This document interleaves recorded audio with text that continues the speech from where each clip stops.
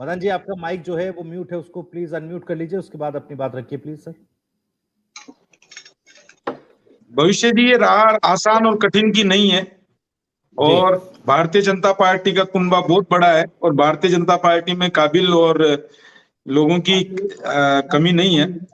But मैं जो आपने जो कहा है कि श्यामलाल जी को टिकट देने का, तो कार्यकर्ता अशोक पिचा जी वहां से 5 बार चुनाव लड़ चुके हैं और एक बार जीत चुके हैं, और पिछली बार जो चुनाव था उसमें भी बहुत ज्यादा अंतर नहीं था, 16,000 वोटों का अंतर था।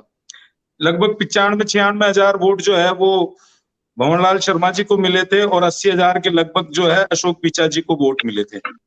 ये तो रही आपकी बात। दूसरी बात है कार्यकर्ताओं की, और जो धरातल पे हम लोग राय मशवरा करके जो टिकट देते हैं उसकी बात।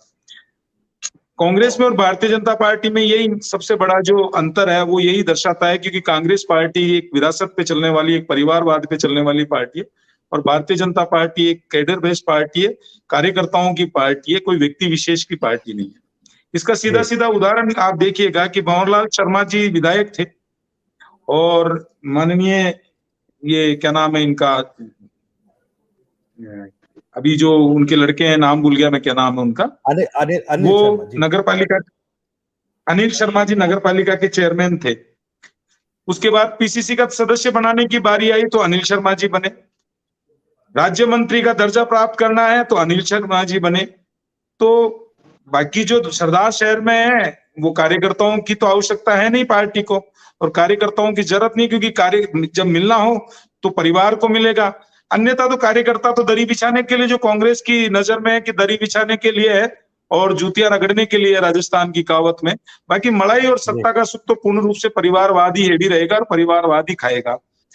भंवरलाल शर्मा जी इतने टाइम तक विधायक रहे थे, और ऐसा नहीं है कि अनिल शर्मा जी को कुछ मिला नहीं है, वो राज्य मंत्री का दर्जा प्राप्त है, लेकिन इनके पास में सरदार शहर से दूसरा कोई कार्यकर्ता या दूसरा कोई ऐसा बड़ा नेता है ही नहीं इनके पास में जिसको चुनाव लड़ा सके। तो सहानुभूति के कहना चाहो आप, इसको सहानुभूति कह सकते हो, इसको परिवारवाद कहना चाहो परिवारवाद कह सकते हो, लेकिन मैं तो यही कहूंगा कि परिवारवाद की पार्टी परिवारवाद के बाहर नहीं निकल सकती और परिवारवाद से आगे सोच नहीं सकती। जैसा कि आपने उदयपुर की इनकी बैठक देखी थी, उसमें सारी बातें हुई, जब धरातल पे उसको लागू करने की बातचीत हुई तो सारी सब जगह आप देख लीजिए किस तरीके की वार्तालाप हो रही है, किस तरीके का। तो कार्यकर्ताओं का जो विश्वास कम हो रहा है, जैसा कि लोग कहते हैं छोड़ के चले जाते हैं, वो इसलिए छोड़ के चले जाते हैं कि मिलना नहीं है। कार्यकर्ता सिर्फ यहाँ मेहनत करने के लिए, चाकरी करने के लिए, दरिया उठाने के लिए है। आपने जैसे कहा कि पिछली बार के चुनाव में जीत का अंतर बहुत ज्यादा नहीं था, इसको देखते हुए आपने टिकट दिया है अशोक पिचा साहब को, लेकिन इस बार तो सर सिंपैथी वोट होगा, और सहानुभूति वोट जब पड़ता है तो अक्सर जीत उसी की होती है जिसके पक्ष में सहानुभूति वोट पड़ा है। ये तो आमतौर पर इस तरह का हमने देखी है समीकरण देखे हैं उपचुनाव। तो उस जीत के अंतर को कम, वो एक मार्जिन तो उधर भी बढ़ेगा, लेकिन अगर सिंपैथी वोट में बंटवारा होता तो शायद वो थोड़ा सा आसानी होती।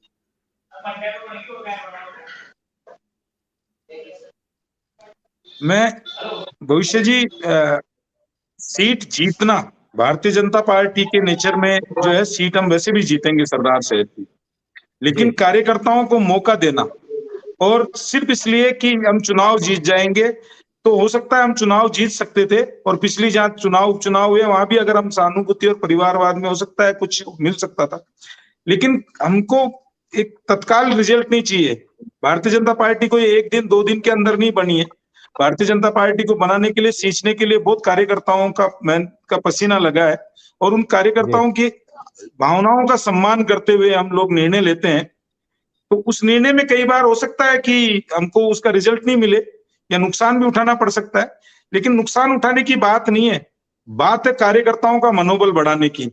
और कार्यकर्ताओं का मनोबल बढ़ाने के लिए अगर भारतीय जनता पार्टी को एक आधी सीटों से अगर कॉम्प्रोमाइज करना भी पड़े तो आपने देखा है कि हमने किया है, लेकिन हम इस विसंगति को, इस परिवारवाद को जो है लेकिन कभी भी। एक और सवाल उसके बाद मैं बाकी पैनलिस्ट का रुख करूंगा, क्योंकि कांग्रेस की तरफ से तो श्यामलाल जी को टिकट नहीं दिया गया।